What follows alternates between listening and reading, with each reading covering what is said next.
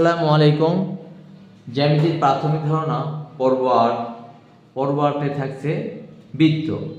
বৃত্ত সম্পর্কে যাবতীয় তথ্য আমরা জানার চেষ্টা করব। তো এখন আমরা দেখে নেই বৃত্ত। বৃত্ত হলো একটি নির্দিষ্ট বিন্দুকে কেন্দ্র করে সমদূরবর্তী ঘূর্ণায়মান বক্ররেখাকে বৃত্ত বলে। অর্থাৎ এই বিন্দু ও একটা বিন্দু, এই বিন্দু থেকে এই বক্ররেখার দূরত্ব সর্বদা দূরত্ব সমান।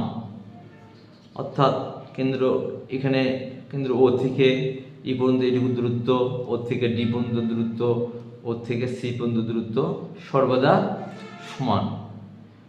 তো এটাই বলা হয়েছে একটি নির্দিষ্ট বিন্দুকে কেন্দ্র করে সমদূরবর্তী ঘূর্ণায়মান বক্ররেখাকে বৃত্ত বলে। আমরা বৃত্তের সংজ্ঞাটা একটু দেখি। আবার একটি নির্দিষ্ট বিন্দুকে কেন্দ্র করে সমদূরবর্তী ঘূর্ণায়মান বক্ররেখাকে বৃত্ত বলে।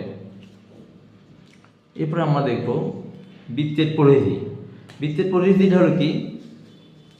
বৃত্তের সম্পূর্ণ অংশের দৈর্ঘ্য, অর্থাৎ এর থেকে শুরু করে এই বক্ররেখার এই দিক হয়ে মানে ডি, এ থেকে শুরু করে সি, ই, ডি, বি, এফ হয়ে এই বিন্দু পর্যন্ত, এই পর্যন্ত সম্পূর্ণ অংশের দৈর্ঘ্যকে বৃত্তের পরিধি বলে। তাহলে পরিধি হলো বৃত্তের সম্পূর্ণ অংশের দৈর্ঘ্যকে বৃত্তের পরিধি বলে। আর বৃত্তচাপ হলো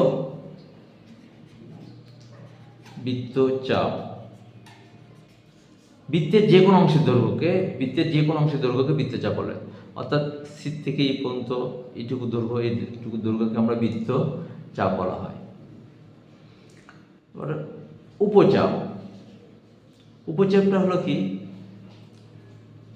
অর্ধবৃত্তের চেয়ে ছোট উপচাপ। অর্ধবৃত্তের চেয়ে ছোট চাপকে উপচাপ বলে। এ এফ বি এই চাপটুকুকে আমরা উপচাপ বলি। আর অধিচাপ হলো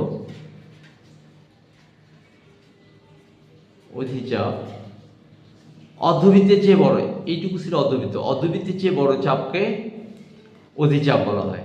অর্থাৎ এ ই বি এই চাপটাকে আমরা অধিচাপ বলি। অর্থাৎ অর্ধবৃত্তের চেয়ে বড় চাপকে অধিচাপ এবং অর্ধবৃত্তের চেয়ে ছোট চাপকে উপচাপ বলে। এরপরে আমরা জানবো হলো বৃত্তের জ্যা। বৃত্তের অপরস্থ যে কোনো দুটি বিন্দুর সংযোগ রেখাংশকে বৃত্তের জ্যা বলে। এখানে এ এবং বি দুটি বিন্দু ছিল বৃত্তের অপরস্থ দুটি বিন্দু, এ বিন্দু এবং সি বিন্দু। এই দুটি বিন্দু যোগ করে দিয়ে আমরা এই বি একটি রেখাংশ পাওয়া হয়েছে। এই রেখাংশটা হলো বৃত্তের জ্যা। তাহলে বৃত্তের অপরস্থ যে কোনো দুটি বিন্দুর সংযোগ রেখাংশকে বৃত্তের জ্যা বলে। আর এই জ্যাটা যদি বৃত্তের কেন্দ্রে দিয়ে যায় তাহলে সেটাকে বলা হবে আমরা ব্যাস। অর্থাৎ কেন্দ্রগামী জ্যাকে বৃত্তের ব্যাস বলে। অর্থাৎ বৃত্তের বৃহত্তম জ্যাকে বৃত্তের ব্যাস বলে। এখানে সিডিটা হলো বৃত্তের ব্যাস। আর এরপরে হলো ব্যাসার্ধ। বৃত্তের কেন্দ্র এবং বৃত্তের অপরস্থ যে কোনো দুটি বিন্দুর সংযোগ রেখাংশকে বৃত্তের কেন্দ্র এবং বৃত্তের অপরস্থ বিন্দুর সংযোগ রেখাংশকে বৃত্তের ব্যাসার্ধ বলে। এখানে কেন্দ্র ও এবং এখানে একটা বিন্দু ছিল ই, এই দুটোর সংযোগ রেখাংশটা হলো ওইটা হলো বৃত্তের ব্যাসার্ধ। আমরা আরেকটা সম্পর্ক সেটা জানি, সেটা হলো কি যে ব্যাসের অর্ধেক হলো ব্যাসার্ধ। অর্থাৎ দৈর্ঘ্যের দিক থেকে ব্যাসার্ধটা ব্যাসের অর্ধেক। আবার আমরা এটাও বলতে পারি ব্যাসটা ব্যাসার্ধের দ্বিগুণ।